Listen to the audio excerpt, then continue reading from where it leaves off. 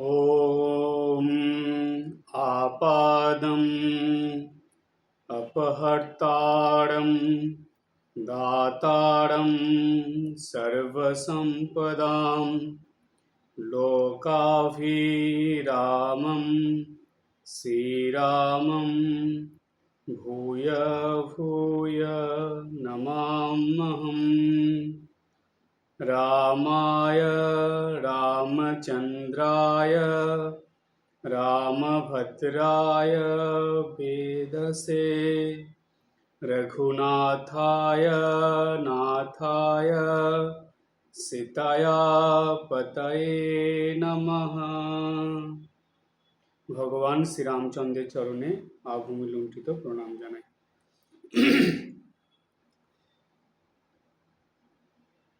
एकादशी तिथि उपलक्षे नाना रकम प्रसंगेर आलोचना विभिन्न बोये जेमन पावा जाए, मोबाइले पावा जाए, यूट्यूबे पावा जाए, विभिन्न आलोचनार मध्य शोना जाए। तो एकादशीर कथा जेन आजकल आर नतून बोले किछु पावा जाए ना, एक ही रकमेर कथा घुरे फिरे चले आसे। सेई रकम कथार मध्य थेकेई किछु नतून प्रसंग निये परपर कयेकटा आलोचनार मध्य एखाने बला हयेछे बा आमी बोलेछि आपनादेर। एकादशीर माहात्म्य, एकादशीर गुरुत्व, एकादशीर खावा दावा, विभिन्न रकम प्रसंग निये এই ক্লাসে আলোচনা করা হয়েছে। তো একাদশী নিয়ে আর নতুন করে কিছু বলার নেই। যারা যারা এই আলোচনা শুনেছেন তারা এটা পরিষ্কার বুঝে গেছেন যে একাদশী খুব শুদ্ধ পবিত্র একটা দিন। সেই দিনটা সকাল থেকে রাত পর্যন্ত, অর্থাৎ সকালে ঘুম থেকে উঠে রাত্রে ঘুমানোর আগে পর্যন্ত शुद्ध पवित्र चिंता भावना निये खूब कम आहार करे और बेशी करे साधन भजनेर द्वारा এই দিনটা অতিবাহিত করতে হয়। এবং বিকেলবেলা কিংবা সন্ধ্যাবেলা, সন্ধ্যা আরতির আগে বা সন্ধ্যা আরতির পরে রাম নাম সংকীর্তন করতে হয়। অনেক ভক্ত মানুষ আছে যারা এই আশ্রমে মন্দিরে হয়তো যেতে পারেন না, তারা তাদের বাড়িতে ঠাকুর ঘরে বসে রাম নাম সংকীর্তন করে। আবার অনেক ভক্ত মানুষ আছেন যারা হয়তো বাড়িতে রয়েছেন, রাম নাম সংকীর্তন করছেন না নিজে, কিন্তু রাম নাম সংকীর্তন চালিয়ে দিয়ে চুপ করে বসে মন দিয়ে সেই রাম নাম সংকীর্তন শোনেন। এই রকমও ভক্ত আছে। আমি বলবো এগুলো ভীষণ দরকার বা প্রয়োজন, ফাঁকি দেওয়া যাবে না। কোনো না কোনোভাবে একাদশীর দিনটাকে কাজে লাগাতে হবে। আমি আশ্রমে যেতে পারছি না দেখে রাম নাম সংকীর্তন করব না, আমি মন্দিরে যেতে পারছি না দেখে রাম নাম সংকীর্তন বন্ধ থাকবে, এগুলো মনোভাব বা এরকম চিন্তা যাতে না আসে। একটা কথা আছে, ইচ্ছা থাকলেই উপায় হয়। তাই বাড়িতে বসে বসেই একাদশীর দিনে সন্ধ্যা আরতির আগে বা পরে রাম নাম সংকীর্তন করা যায়। নিজে নিজেও করা যায়, কিংবা সেটা মোবাইলে বা টেপ রেকর্ডারে চালিয়ে দিয়ে সেটা শুনতে শুনতে করা যায়। তো এই রাম নাম করার ফলে কি হয়, যে সারাদিন যেভাবেই কাটুক না কেন রাম নাম সংকীর্তন করার পর দেখবেন যে মনে একটা আলাদা ভালো লাগা বোধ চলে আসে। মনটা যেন ওই রাম নাম সংকীর্তনের দ্বারা অনেক উচ্চ স্তরে পৌঁছে যায়। মনের মধ্যে কোনো অশুভ চিন্তা, খারাপ চিন্তা বা বিষয় চিন্তা যেন ওই সময়টুকুর জন্য বন্ধ থাকে, মনের ভিতরে আসে না। তাই বলা হয় যে একাদশীর দিনে, যদি ছুটির দিন পড়ে তো ঠিক আছে, অনেক মানুষই একাদশীতে যায়, অ্যাটেন্ড করে, মন্দিরে যায়, আশ্রমে যায়, কিংবা তারা সবাই মিলে একসঙ্গে হয়ে কোনো পাঠচক্রে কিংবা কোনো সংঘে, হয়তো সারদা সংঘ এরকম আছে অনেক, যারা রামনামের দিনে সবাই মিলে একসঙ্গে রামনাম সংকীর্তনে অংশগ্রহণ করে বা রামনাম সংকীর্তন করে। এটা এখন বিভিন্ন জায়গায় হচ্ছে। এটা তো ছুটির দিনে ঠিক আছে, কিন্তু যখন ছুটির দিন থাকে না, ওয়ার্কিং ডে থাকে, কাজের দিনে, তখন একটু অসুবিধা হয়। সেই সময় কি করতে হয়, ওই সন্ধ্যার আগে পর্যন্ত কাজ করে সন্ধ্যার পরে সেটা বাদ দিতে নেই। বাড়িতে এসে নিজের ঠাকুর ঘরে বসেও রামনাম সংকীর্তনটা করে নিতে হয়। হয় নিজে করে নিন, নয় গান রামনাম সংকীর্তন চালিয়ে দিয়ে সেটা চুপ করে শুনতে শুনতে নিজে নিজে করতে পারেন, ওটা বাদ দেবেন না। এটাই বলার আপনাদের সবাইকে। অনেক মানুষ আছে, ও আমি যেতে পারলাম না, ও বাদ দিয়ে দিই আজকে, ঠিক আছে আজকে কি করব, কাজের দিন, ছুটি পাইনি, রামনাম হলো না, যেতে পারলাম না। না, এরকম করা যাবে না, এটা ঠিক নয়। অজুহাত মানুষের সবসময় আগে আগে চলে, সুতরাং ওটাকে আনা যাবে না, অজুহাতটা বাদ দিতে হবে। ইচ্ছা থাকলে উপায় হয়, এই কথাটা মাথায় রেখে আমাদের এই মনের ইচ্ছাগুলোকে কোনো না কোনো সময় পূরণ করে নিতে হবে। তাই একাদশীর দিনে সাধন ভজনও করতে হবে যতটুকু সময় পাওয়া যায়, অল্প আহার করে থাকতে হবে, সংযম করতে হবে এবং রামনাম সংকীর্তন করতে হবে। কাজ থাক না থাক এগুলো পালন করতে হবে।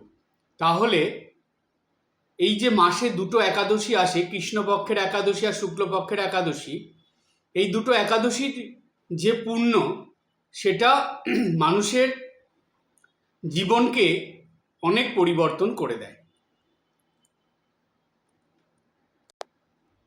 তো প্রতি মাসের এই দুটো একাদশীর পুণ্য দিন কোনোভাবেই মিস করা যাবে না, এই দুটো দিনকে কাজে লাগাতেই হবে।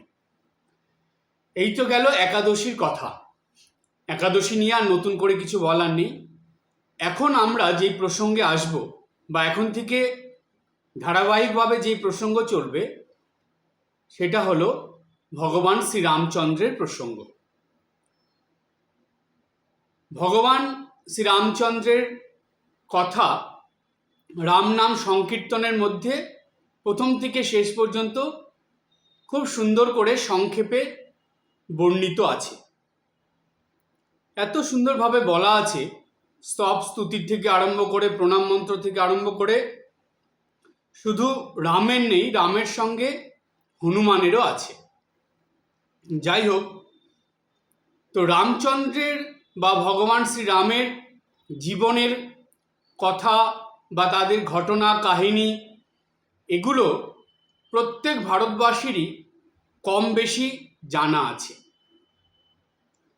তো সুতরাং এইখানে ধারাবাহিকভাবে রামায়ণ বা রামের কথা আলোচনা না করে আমি বরং কিছু বিশেষ প্রসঙ্গ বা নতুন প্রসঙ্গের মধ্যে যাই। দেখবেন, ভগবান শ্রীরামচন্দ্রের কথা যখন বলা হয়, তখন শ্রীরামকে একটা বিশেষ শব্দের দ্বারা সম্বোধন করা হয়। কি বলা হয়? ভগবান শ্রীরামচন্দ্রকে বলা হয় মর্যাদা পুরুষোত্তম।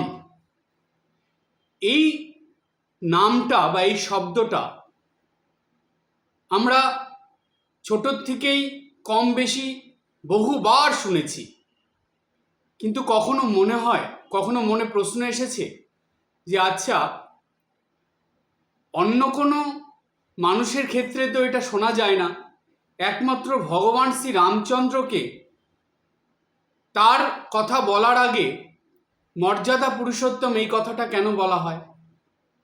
কেন শ্রীরামচন্দ্রকে মর্যাদা পুরুষোত্তম বলা হচ্ছে? কারণ তো কিছু আছে, না হলে তো এমনি নাম হবে না তার। আজকে আমরা সেই প্রসঙ্গটার মধ্যে যাব।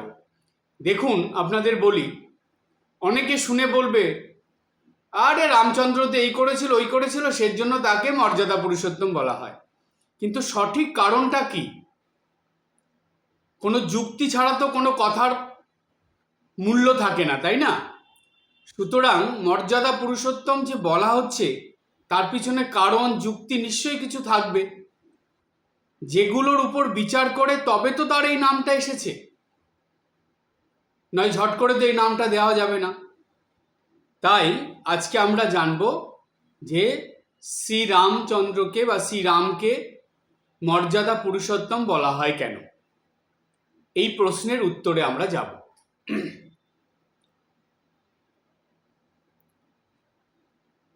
শ্রীরামচন্দ্র ছিলেন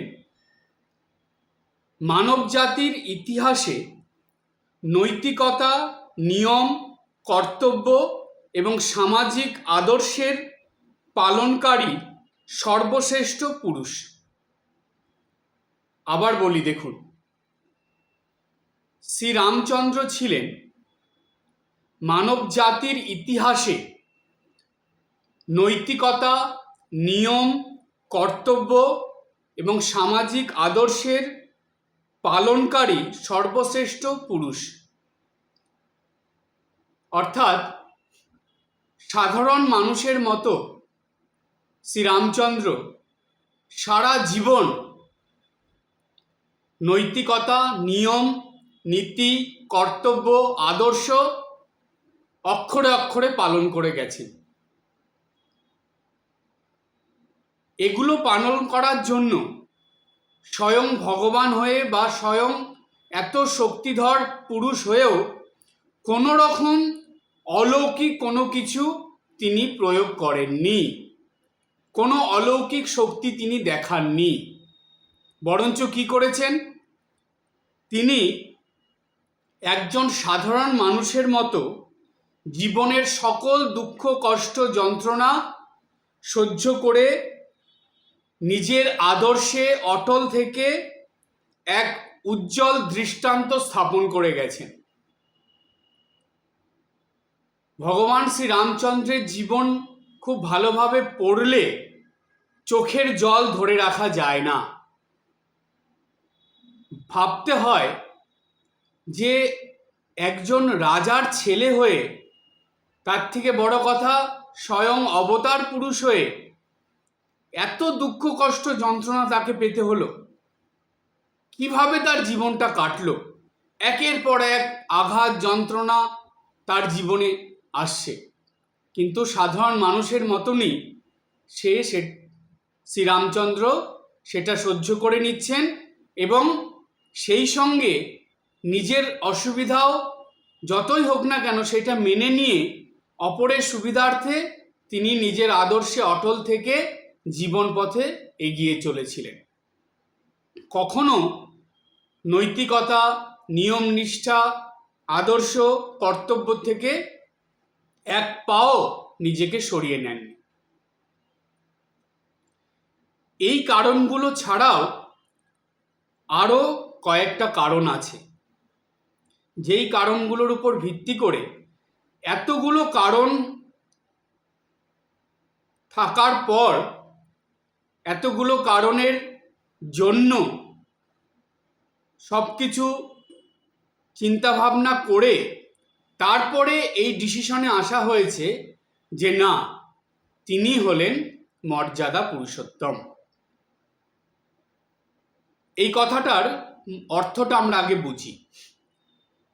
পুরুষোত্তম কথার মানে হলো পুরুষদের মধ্যে যিনি সর্বোত্তম, সব থেকে শ্রেষ্ঠ, তিনি হলেন পুরুষোত্তম। আর মর্যাদা কেন বলা হচ্ছে?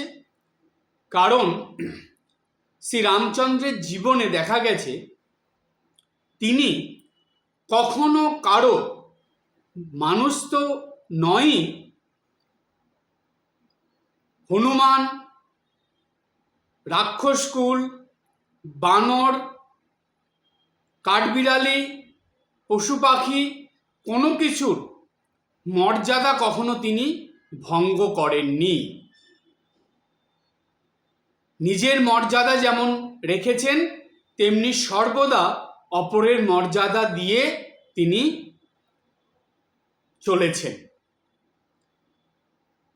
অতি বড় শত্রু যারা রাক্ষসকুল, তাদেরকেও রাম কখনো তাদের সঙ্গে খারাপ ব্যবহার করা, তাদের মর্যাদা হানি করা, তাদেরকে আজে বাজে কথা বলা, অপমান করা কখনো করেননি। সেই কি ঘটনা সের মধ্যে আসছি আমি। হনুমান, বানর, যারা তার কাজে সাহায্য করেছিল, হনুমানরা, তাদেরকে মর্যাদা দিয়ে রেখেছিলেন, যার জন্য আজও পর্যন্ত সেই হনুমান কুলের প্রতি, বীর হনুমান তো আছেই, সেই সঙ্গে সমগ্র হনুমান যে কুল আছে তাদের প্রতি মানুষের একটা আলাদা শ্রদ্ধা, ভক্তি, ভালোবাসা রয়েছে। কাঠবিড়ালি, ছোট্ট ক্ষুদ্র প্রাণী, তাদেরও এমন মর্যাদা প্রদান করেছিলেন শ্রীরামচন্দ্র যে কাঠবিড়ালিও তারপর থেকে মনুষ্য সমাজে একটা মর্যাদা স্থানে রয়েছে।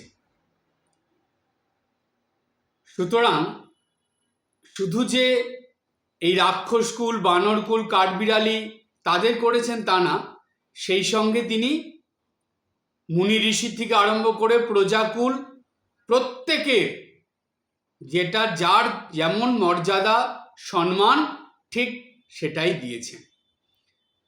শ্রেষ্ঠ মর্যাদা সবার প্রদান করেছিলেন বলে শ্রীরামচন্দ্রকে বলা হচ্ছে মর্যাদা পুরুষোত্তম। মর্যাদার শ্রেষ্ঠ আসনে তিনি অধিষ্ঠিত ছিলেন এবং তিনি সবাইকে তার যোগ্য মর্যাদা দিয়ে গেছেন।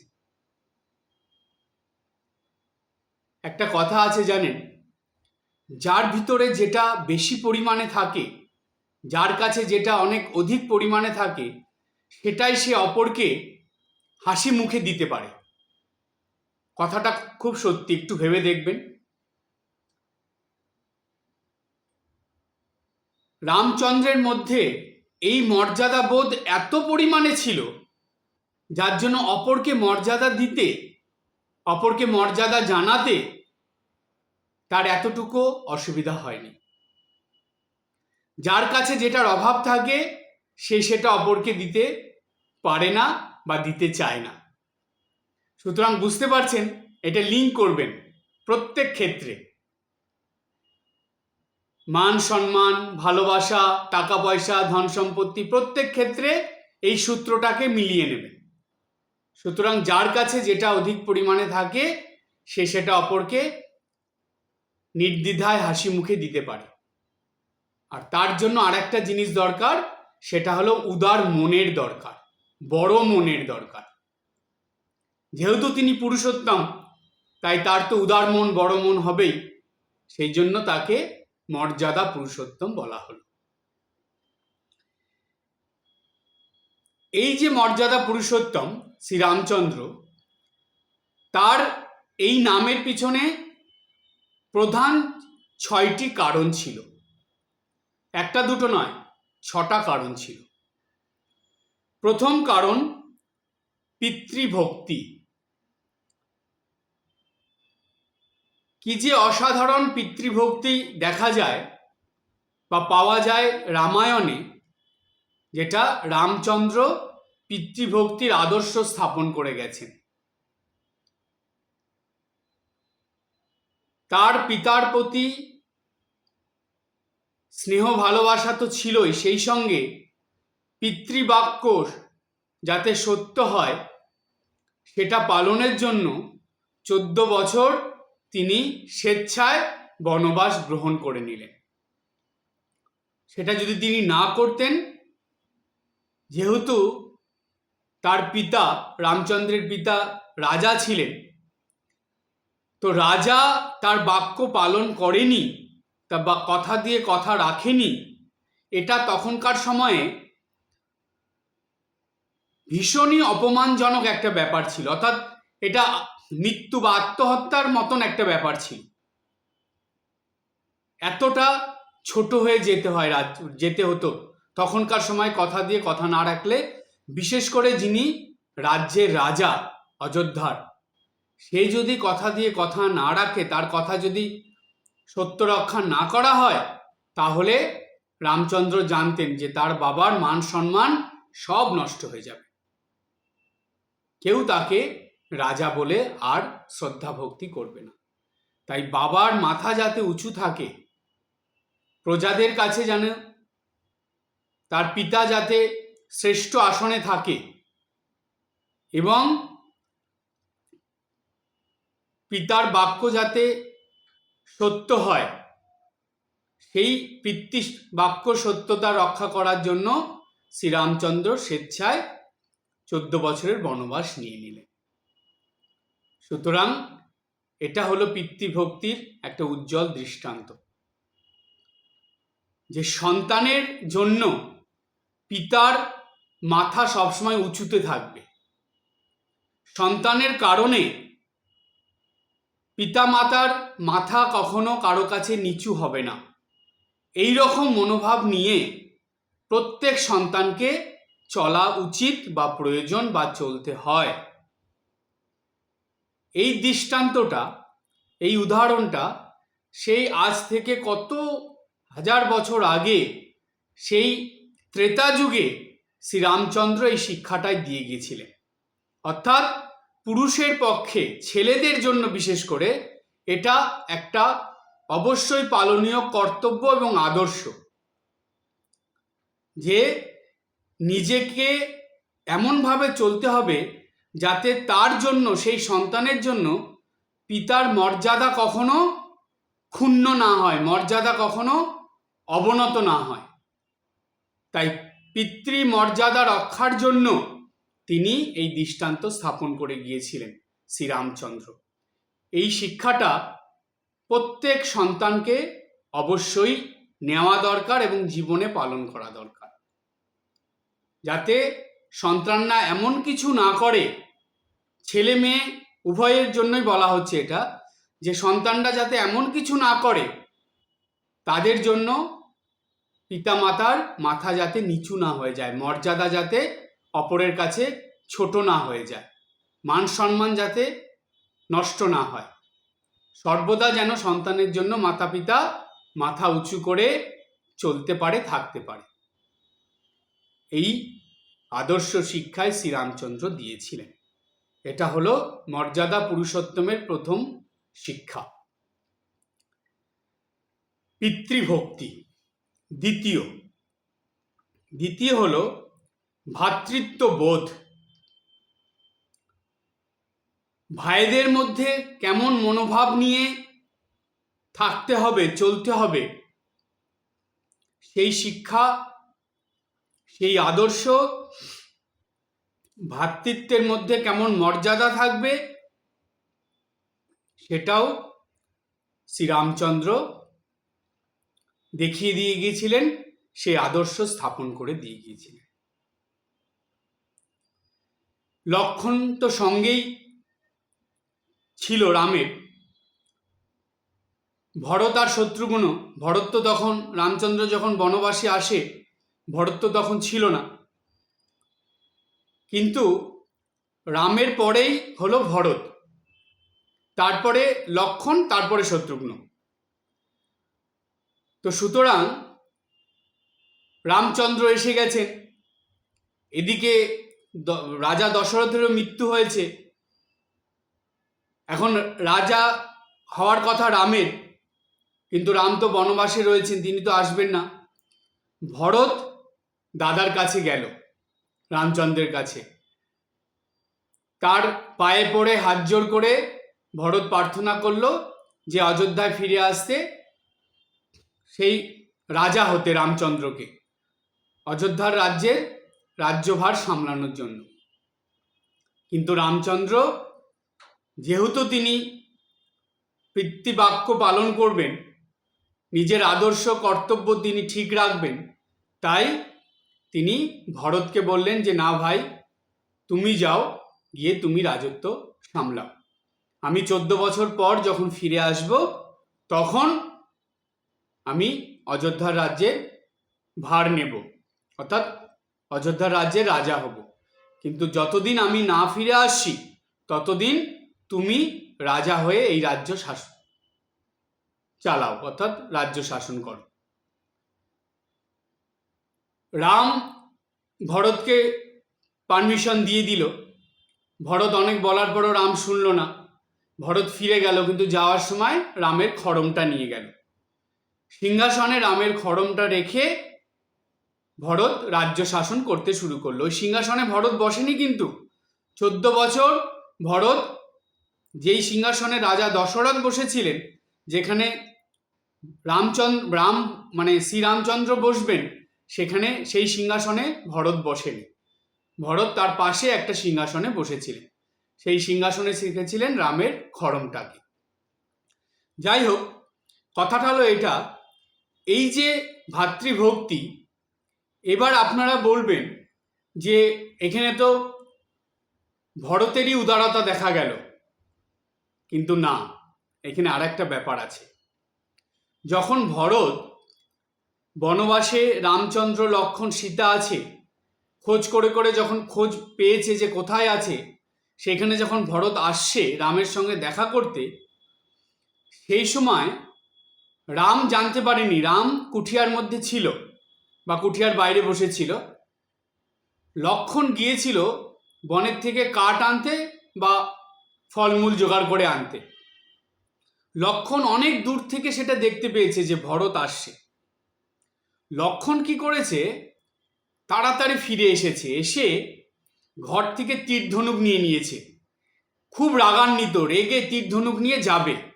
সেই সময় রাম দেখে ফেলেছে। রাম দেখেই ডাক দিয়েছে যে ভাই লক্ষ্মণ, কি ব্যাপার, কি হলো, তুমি কোথায় যাচ্ছ তীর ধনুক নিয়ে? তো রামের কিছু মনে হয়েছে যে নিশ্চয়ই কিছু অঘটন, কিছু বা বিপদ কিছু আসছে।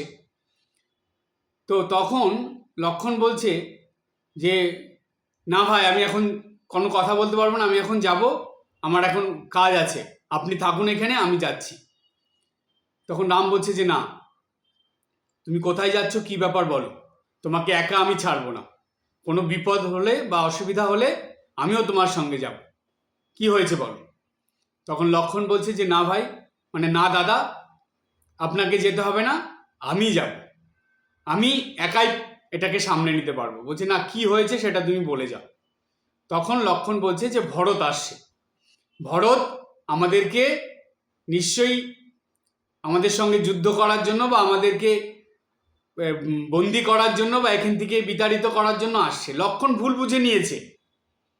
তো লক্ষ্মণের কাছ থেকে এরকম কথা শুনে রাম হাসলো, হেসে বলছে যে লক্ষ্মণ, তুমি কেন ভরতকে এরকম ভাবছো?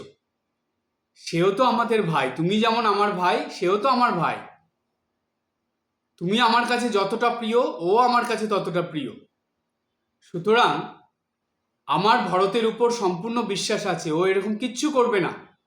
তুমি বৃথাই চিন্তা করছো আর বৃথাই যুদ্ধের জন্য প্রস্তুত হচ্ছ। তোমাকে কিচ্ছু করতে হবে না, তুমি শান্ত হও, ভরতকে আসতে দাও। লক্ষ্মণ কিছুতেই শুনবে না। রাম বলছে যে না, আমার ভাইয়ের প্রতি সম্পূর্ণ বিশ্বাস আছে, ও কখনো খারাপ কিছু করবে না, ওকে আসতে দাও। যখন ভরত এসে রামচন্দ্রের পায়ে পড়ে হাত জোর করে এরকম প্রার্থনা করছে চোখের জলে, তখন লক্ষ্মণের ভুল ভাঙল। তো রাম তখন ভরতকে একদম গলায় জড়িয়ে ধরল। তো লক্ষ্মণকেও কাছে ডেকে নিল, শত্রুঘ্নের কথা জিজ্ঞেস করলো, সবার কথা জিজ্ঞেস করলো, করে ভরতকে রাজ্যত্ব দিয়ে পাঠিয়ে দিল। তো এই যে ভাইয়ের প্রতি বিশ্বাস, ভাইকে জানা, কারণ সেই সময় রাম একটা খুব মূল্যবান কথা বলেছিল লক্ষ্মণকে। বলেছিল যে দেখো লক্ষ্মণ, আমি ছোটোর থেকে ভরতকে জানি, চিনি, ভরত কেমন সেটা তোমার থেকে আমি ভালো জানি। তাই ভরতকে এইভাবে তুমি সন্দেহ করবে না, এরকম খারাপ চোখে দেখবে না, তাকে আসতে দাও, সে ভালোর জন্যই আসছে। এই যে কথাটা, সুতরাং দেখুন, বর্তমান সময়ে এটা একটা মারাত্মক ব্যাধির মতন হয়ে গেছে যে ভাইদের মধ্যে একদম মিল থাকে না। ছোটোর থেকে একই মায়ের পেটের ভাই হয়ে যারা একে অপরকে জানে, তারা কেমন, কি তাদের মনোভাব কেমন, কিন্তু তারপরেও এক ভাই অপর ভাইয়ের প্রতি বিশ্বাস হারিয়ে ফেলে। এক ভাই অপর ভাইকে শ্রদ্ধা সম্মান করে না, মর্যাদা দেয় না, যোগ্য স্থান তাকে প্রদান করে না। যতই যে বলুক, এর ভিতরে অনেক ব্যাপার আছে। আপনারা বলবেন মহারাজ সংসারী মানুষদের এই ব্যাপারগুলো আপনি বুঝবেন না, অনেক কিছু ভিতরে আছে। যতই যা থাক, আমার ভাইকে, আমার দাদাকে আমি জানবো না সে কেমন? অপরের কথা শুনে তাকে আমাকে বিচার করতে হবে? এটা কোনো কথা? অপরের কথা শুনে তাকে আমাকে বিশ্বাস করতে হবে? অপরের কথা শুনে তাকে শ্রদ্ধা সম্মান মর্যাদা দিতে হবে? এটা তো ঠিক নয়। সে যেই বলুক না কেন, আমি তো তাকে ছোট থেকে জানি। এই বিশ্বাসটা কোথায় গেল? সেই জন্য রামচন্দ্র লক্ষ্মণকে বললেন যে লক্ষ্মণ, আমি ভরতকে ছোট থেকে জানি, ওকে আমি বিশ্বাস করি, ও কেমন সেটা আমার খুব ভালোভাবে জানা আছে। সুতরাং দেখুন, এইগুলো হলো শিক্ষা, এগুলো হলো আদর্শ, এগুলো হলো অপরের প্রতি শ্রদ্ধা সম্মান দিয়ে তার মর্যাদা রক্ষা করে চলা। এই শিক্ষাও ভগবান শ্রীরামচন্দ্র তার জীবনের মধ্যে দিয়ে দিয়েছিলেন। তাহলে দুটো আমরা জানলাম, প্রথম হলো পিতৃভক্তি, দ্বিতীয় হলো ভ্রাতৃত্ববোধ। এরপরে আরো 4টা আছে, সেটা আমরা জানব। 3 নম্বর হলো সত্যনিষ্ঠা। শ্রীরামচন্দ্রের জীবনে একদম ছোট বয়স থেকেই শেষ দিন পর্যন্ত জীবনের সত্যনিষ্ঠাটা সবসময় শ্রীরামচন্দ্র ধরে রেখেছিলেন দৃঢ়ভাবে। কোনো অবস্থাতেই সত্যর থেকে নিজেকে সরিয়ে নেননি। আর এই সত্যনিষ্ঠার রাখতে গিয়ে তাকে অনেক অসুবিধা, বিপদ, সমস্যার সম্মুখীন হতে হয়েছে, কিন্তু তবুও তিনি সেই সত্যটাকে দৃঢ়ভাবে ধরেছিলেন, সেটাই ধরে চলেছিলেন। এটাই হলো আদর্শ। অর্থাৎ যারা উচ্চ মার্গের পথে জীবনযাপন করে বা উচ্চ মার্গের পথে চলে, তাদেরকে সত্যনিষ্ঠ হতেই হবে। আর সত্যনিষ্ঠ না হলে কোনো আদর্শকে শক্ত করে বা দৃঢ়ভাবে ধরে রাখা যায় না। সত্যনিষ্ঠ না হলে কোনো আদর্শ স্থাপন করাও যায় না। তাই জানবেন, শ্রীরামচন্দ্রের শিক্ষাটা আমরা কলিযুগে এসে সেই একই অবতার পুরুষ, একই ভগবান যখন শ্রীরামকৃষ্ণ হয়ে আসলেন, তার জীবনেও আমরা পেলাম এই সত্যনিষ্ঠা। সত্যকে ধরে জীবনযাপন করা, জীবনের প্রত্যেক ক্ষেত্রে এই সত্যকে ধরে রাখা, এটা একটা খুব বড় শিক্ষা, যেটা ত্রেতা যুগ থেকে এসেছে। সেই রামচন্দ্রের কাছ থেকে এটা পাওয়া গেছে যে জীবনের কোনো পরিস্থিতিতে, যতই খারাপ পরিস্থিতি, যতই অসুবিধা সমস্যা যাই আসুক না কেন, কখনো নিজেকে সত্যের থেকে সরাবে না, সত্যের পথ ধরে চলবে। আমাদের শাস্ত্রে বলা হয় সত্যের পথ হলো আলোর পথ, আর মিথ্যার পথ হলো অন্ধকারের পথ। তাই সত্য পথে মন করো আরোহণ, প্রেমের আলো জ্বালি চলো অনুক্ষণ। যেহেতু সত্য পথে সত্যনিষ্ঠা ধরে শ্রীরামচন্দ্র চলেছিলেন, সেই কারণে দেখা গেছে যে তার জীবনে এই আন্তরিকতা, আপনতা, এটা অধিক পরিমাণে ছিল। এই আন্তরিকতা, আপনতা দিয়ে রাম সবাইকে আপন করে যে শুধু নিয়েছিল তা না, সবার মন জয় করে নিয়েছিল, সবার মন জয় করে নিয়েছিল। সেই কারণে দেখা যায় যে রামায়ণের মধ্যেই কথা পাওয়া যায়, যারা যারা রামের সংস্পর্শে এসেছে তারা প্রত্যেকেই রামকে এতটাই আপন করে নিয়েছিল, এতটাই ভালোবেসেছিল যে তারা জীবনের শেষ দিন পর্যন্ত শ্রীরামের কথা সর্বদা স্মরণ মননে রেখেছিল। কারণ শ্রীরামচন্দ্রের কাছ থেকে যেই আপনতা, যেই আন্তরিকতা তারা পেয়েছে, যেই স্নেহ ভালোবাসা তারা অনুভব করেছে, সেটা তারা কখনো ভোলেনি।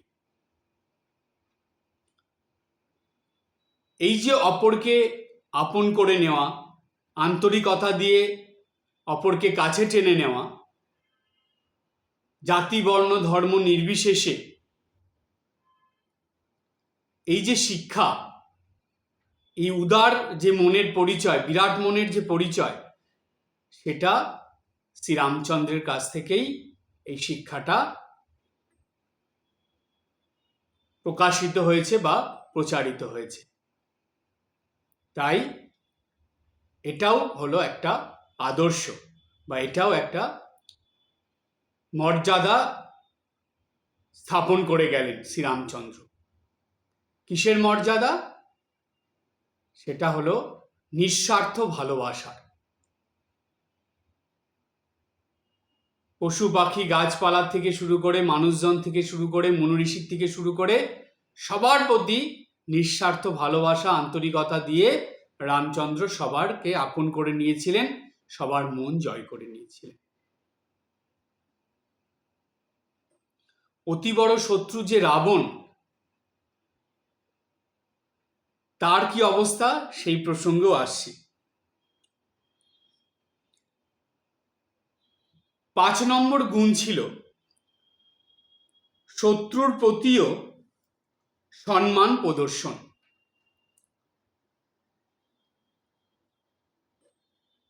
বালি রামচন্দ্রের হাতে মৃত্যুবরণ করল। বালি তখন রামচন্দ্রকে অনেক কথাই বলল। তো রামচন্দ্র হেসে বালিকে বলল যে, বালি, আমি তোমার শত্রু নই, আমি তোমার মিত্র, তোমার বন্ধু। তোমাকে তোমার অহংকার থেকে সরে আসার জন্য, তোমার গর্ব থেকে, তোমার ভুল বোঝার থেকে তোমাকে ঠিক পথে আনার জন্য অনেকবার চেষ্টা করা হয়েছে। হনুমান অনেকবার তোমাকে বুঝিয়েছে, অনেকবার তোমাকে বলা হয়েছে, তারপরেও তুমি কিছুতেই নিজের এই অহংকার, নিজের মিথ্যা অভিমান, এই শক্তির যে গর্ব, সেগুলো থেকে তুমি কিছুতেই নিজেকে সরালে না। তোমার এই দিনের পর দিন এত তুমি অন্যায়, অত্যাচার, অবিচার করেছো, যার ফলে আজকে তোমাকে এই রকম দিন দেখতে হলো, এইভাবে তোমাকে মৃত্যুবরণ করতে হলো। কিন্তু জানবে, আমি তোমার বন্ধু, আমি তোমার শত্রু নই। এই কথা শুনে বালি তখন নিজের ভুল বুঝতে পেরে মৃত্যুর আগে রামচন্দ্রকে একটা প্রার্থনা করেছিল যে তার সন্তান যে তাকে দেখে রাখতে। তার সন্তান ছিল অঙ্গদ। তো রামচন্দ্র কিন্তু অঙ্গদকে নিজের কাছে স্থান দিল, আপন করে নিল। সুতরাং এই যে আপনতার শিক্ষা, তার কাছে যে কেউ শত্রু নয়, তাকে কেউ শত্রু ভাবলে তাকেও যে আপন করে নেওয়ার শিক্ষা, সেটা রামচন্দ্রের জীবন থেকে পাওয়া যায়। এবার আসি রাবণের দিকে। রামচন্দ্র যে সবার ভালো চায়, মঙ্গল চায়, কল্যাণ চায়, সেটা বিভীষণ তো বুঝতেই পেরেছিল। বিভীষণ যার জন্য রাবণকে অনেক বুঝিয়েও ছিল, রাবণ বুঝেনি, ফিরে এসেছে। মানে বিভীষণকে তাড়িয়ে দিয়েছে রাজসভা থেকে, বিভীষণ রামের কাছে এসেছে। শত্রু পক্ষ থেকে আসার পরেও হাসি মুখে উপযুক্ত সম্মান দিয়ে বিভীষণকে রামচন্দ্র তার নিজের কাছে স্থান দিয়েছে। তারপরে কুম্ভকর্ণ, সে তো জেনেই গেছে কুম্ভকর্ণ মহাজ্ঞানী পুরুষ ছিলেন। সুতরাং কুম্ভকর্ণ সব জেনেও কিন্তু সে যুদ্ধ করতে গেল। বিভীষণ রামের কাছ থেকে অনুমতি নিয়ে গেল কুম্ভকর্ণকে বোঝানোর জন্য, যেটা অন্যায় হচ্ছে, তুমি এটা করো না, রামের বিরুদ্ধে যুদ্ধ করো না, রাম আমাদের শত্রু নয়। কিন্তু কুম্ভকর্ণ সব জেনে শুনে বিভীষণকে বলল যে বিভীষণ, আমি সবই জানি, এর হাতেই যে আমাদের মৃত্যু আছে, আমাদের বংশ যে রামের হাতেই ধ্বংস হবে, যে পাপ আমার দাদা করেছে রাবণ, সেই পাপেই যে এই বংশ নষ্ট হয়ে যাবে, সেটাও আমি জানি।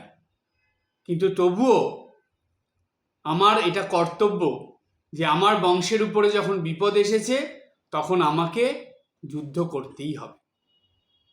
আমার মৃত্যু হবে এটা আমি জানি রামের হাতে, কিন্তু তবুও আমাকে যুদ্ধ করতে হবে। তা যদি না করি তাহলে তোমার মতন আমারও সারা জীবন বদনাম নিয়ে চলতে হবে। ঘরের শত্রু বিভীষণ। কুম্ভকর্ণ বলেছিল বিভীষণকে যে যেই কাজ তুমি করেছো বিভীষণ, এর জন্য সবাই তোমাকে ভালো বললেও আগামীতে কোনো মানুষ তোমাকে ভালো চোখে দেখবে না, তোমাকে খারাপ চোখেই দেখবে, কারণ তুমি তোমার এই বংশ ত্যাগ করে শত্রুপক্ষের কাছে গিয়ে আশ্রয় নিয়েছো। সেই জন্য দেখুন, একটা প্রচলিত কথাই হয়ে গেল ঘরের শত্রু বিভীষণ। এটা কিন্তু কুম্ভকর্ণ বলে দিয়েছিল বিভীষণকে যে এটার জন্য তোমাকে ইতিহাস কখনো ক্ষমা করবে না, তুমি আগামী দিনে এই বদনাম নিয়েই তোমাকে চলতে হবে। তারপরে লাস্ট যেই কথাটা বলেছিল কুম্ভকর্ণ বিভীষণকে, যে রামচন্দ্রের কৃপায়, অর্থাৎ রামচন্দ্রের কাছে তুমি যেহেতু আশ্রয় পেয়েছ, তোমার ভালোই হবে। আর এই বংশে, ওই বংশটা ছিল ইক্ষ্বাকু বংশ, এই বংশে সবাই মারা যাবে, একমাত্র বিভীষণ বেঁচে থাকবে, এটাও বলে দিয়েছিল কুম্ভকর্ণ। তখন বিভীষণ বলেছিল যে, মানে বিভীষণকে কুম্ভকর্ণ বলেছিল যে এরপরে তুমি রাজা হবে, লঙ্কার রাজা হয়ে আমাদের বংশের যে পাপ সেগুলো যাতে ধুয়ে মুছে যায়, বংশ পরম্পরায় যাতে এটা না চলে, সেটার ব্যবস্থা তুমি করো। বিভীষণ সেটা করেছিল। যাই হোক, এটা গেল কুম্ভকর্ণ, সে তো জেনেই গিয়েছিল রাম কি। এবার আসি রাবণের কথায়। রাবণকে রাম খুব শ্রদ্ধা সম্মানের চোখে দেখত। কারণ জানেন, তখনকার সময়ে রাবণের মতন এত বড় পণ্ডিত আর কেউ ছিল না। সমস্ত বেদ, উপনিষদ, সমস্ত ধর্মগ্রন্থ তখনকার সময়ে সকল রকম পূজা অর্চনা সব কিছু রাবণের কণ্ঠস্থ ছিল, মুখস্থ ছিল।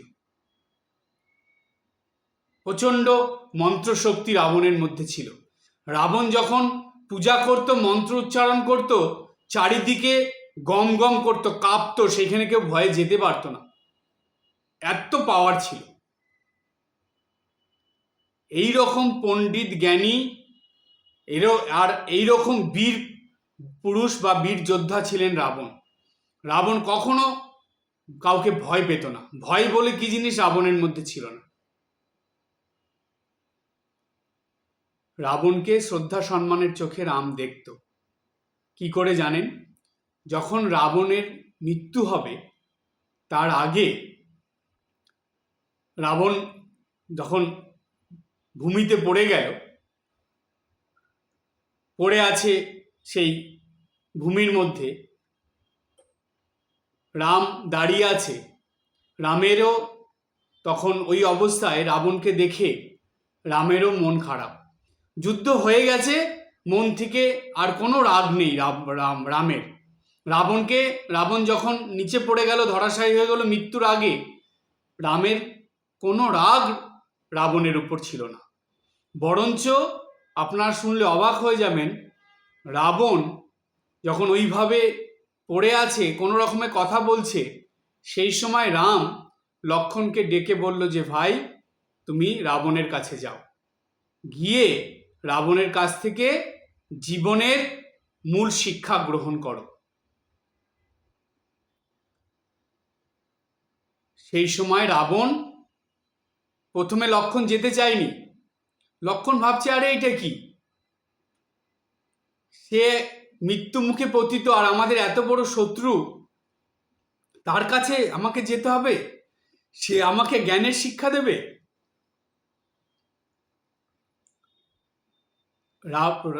রাম লক্ষ্মণকে বলল যে না ভাই, তুমি যাও, আমি বলছি তুমি যাও, কারণ রাবণের মতন এরকম পণ্ডিত মানুষ, জ্ঞানী মানুষ আর দ্বিতীয় কেউ থাকবে না।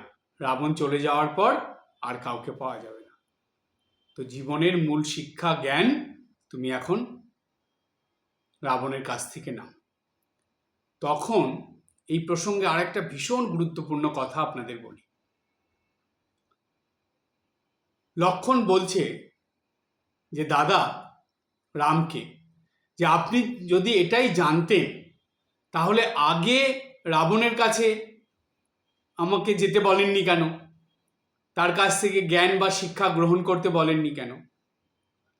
তখন রাম হেসে বলছে লক্ষ্মণকে যে লক্ষ্মণ, এটা জেনে রাখবে, কোনো মানুষ যখন মৃত্যু মুখে পতিত হয়, সে যখন জানে যে সে আর বেঁচে থাকবে না বা তার আর সময় বেশি নেই, তাকে মৃত্যুবরণ করতে হবে, মরতে হবে, সেই সময় জানবে কোনো মানুষ সেই সময় মিথ্যে কথা বলে না। সেই সময় যা বলবে সব সত্যি কথা সে বলে। সুতরাং এর আগে তুমি গেলে হয়তো রাবণ তোমাকে এখন যা যা বলবে সেগুলো বলতো না, হয়তো মিথ্যে বা বানিয়ে অন্য কিছু বলে দিত। কিন্তু এখন তুমি যাও, তোমাকে সে যা যা বলবে জানবে এগুলো একদম ধ্রুব সত্যি কথা তোমাকে বলবে। এই অবস্থায় সে কখনো মিথ্যে বলবে না। রাবণ কিন্তু সব শুনছে, সে তো মরে যায়নি, রামের কথাগুলো সব শুনছে। তখন ভাবছে রাবণ, এবং হাত জোর করে রামের দিকে তাকিয়ে রাবণ হাসছে। যখন রাবণকে জিজ্ঞেস করা হলো যে এই অবস্থায় সে রামচন্দ্রের দিকে হাত জোর করে হাসছে কেন, তখন রাবণ বলছে যে আমি এটা জানতাম যে উনি পুরুষোত্তম হয়েও সাধারণ পুরুষের মতন আছেন। উনি সাধারণ পুরুষ নন, উনি পুরুষোত্তম, মর্যাদা পুরুষোত্তম, আর উনি স্বয়ং ভগবান। তাই তার হাতে যাতে আমার মৃত্যু হয়, এবং তার হাতে মৃত্যু হলেই আমার জীবনের যে দোষ পাপ যা আছে সেগুলো যে সব ক্ষয়িত হয়ে যাবে, এই অপরাধ থেকে, এই পাপ থেকে যে আমি মুক্তি পাবো, এটা আমি জানি। সেই জন্যই আমি হাত জোর করে এই মর্যাদা পুরুষোত্তমকে প্রণাম জানাচ্ছি, এবং আমার আনন্দ হচ্ছে যে তার হাতে আমার মৃত্যুবরণ হলো, বা আমার মৃত্যু হবে, এবং আমি সব দোষ থেকে, পাপ থেকে মুক্ত হয়ে যাব। তো রাবণেরও যে মর্যাদা, যে শ্রদ্ধা সম্মান, সেটাও রাম প্রদান করেছিলেন। এবার লাস্ট হলো প্রজা কল্যাণ। রাম যখন অযোধ্যায় ফিরে আসলো, আসার পর রাম রাজা হলো।